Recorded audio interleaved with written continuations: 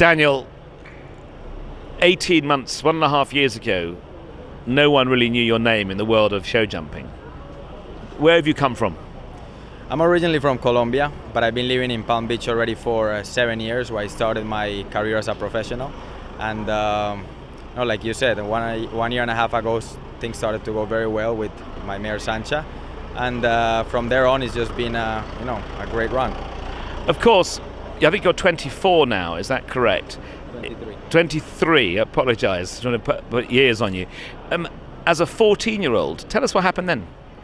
Well, as a 14-year-old, I won the championship that there was for our division. A world championship that was held in California, which was a good thing for me. Being in Colombia and everything, wouldn't have much chance to be with professional riders, and that got me an invitation actually in 2005 to go to a German Friendships, which is a competition that brings some of the best riders in the world to give a clinic to us kids and everything, and it was a pretty fantastic thing, very inspiring. Now, of course, you also turned up at London Olympics, and what happened there? Yeah, London is actually, I love London, by the way. Thank you. It was a fantastic experience. I was training with Eric Lamaze during last year, and we had been having a very good run with Sancha. Like I said, we won in Wellington the big 5-star competition, and then we went to Canada, jumped there and won some classes, and that's the first time I came to Europe. We jumped a little bit here and preparing for London, and London turned out to be great. We made it to the final in fourth position, tied with Marcus Henning actually, which is one of my big time idols. And then in the final day, I had one down in the first round, made it to the last round, and then at the end finished 20th. Which was really good considering, everything that was happening. It was a great experience for sure.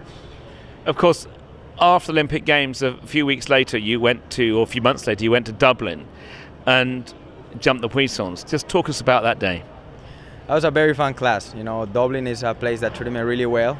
I had never really jumped much puissance, and I did there, and without knowing, it happens to be one of the most important puissances of the world. I was lucky enough that everything turned out well. We won it, and it was fantastic. Tell us about the height that you jumped. It was 2.20 meters. It felt big, looked big, but felt great. So. Now, you obviously appealed to the Irish crowds. They absolutely loved you. I think your Twitter account went crazy, didn't afterwards?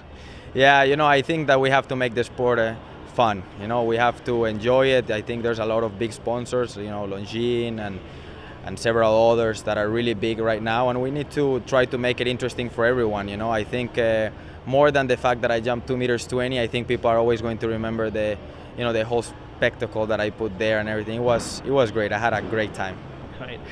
Now, of course, it's a global sport, and a lot goes on in Europe, and you've now based yourself in Europe. Tell us about that. Yeah, I moved to Europe starting this year to try to spend here from April to December. In December, then I go back to Palm Beach because the clients are there, and that's pretty much where my base is. We have a very nice training facility over there.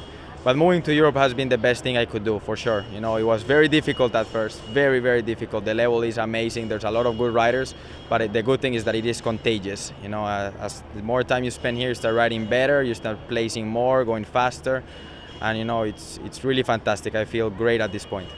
And of course, you haven't just gone to any old stable in Europe, have you?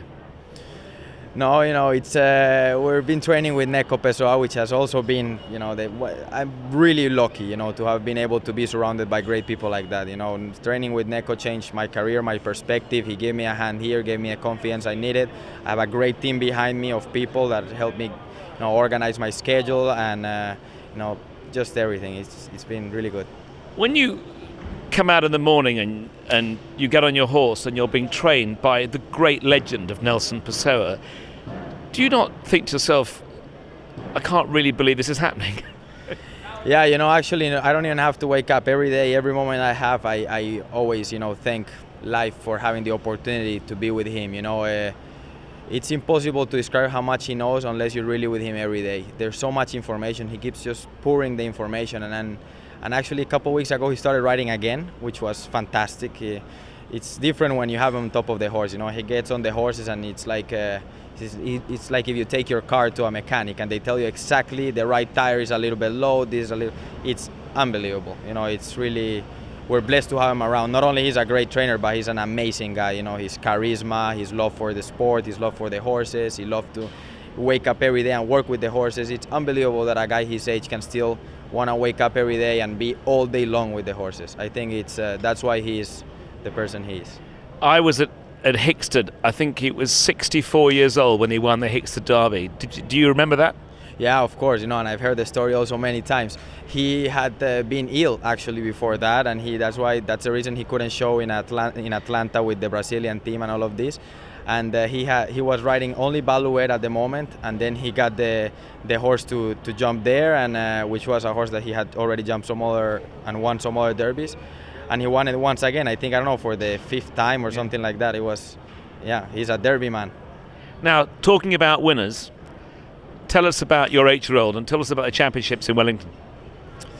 The 8-year-old that I have now, it's a Pardy. He's here. He's actually full brother to Bacardi, a horse that Jos Lansing was second some months ago in Lanaken. I have very high hopes for him. You know, I think he's going to be a very special horse, very important for me right now because I need someone to help Sancha a little bit in this big circuit. So, you know, cross our fingers. I think next year is going to be a good one for him.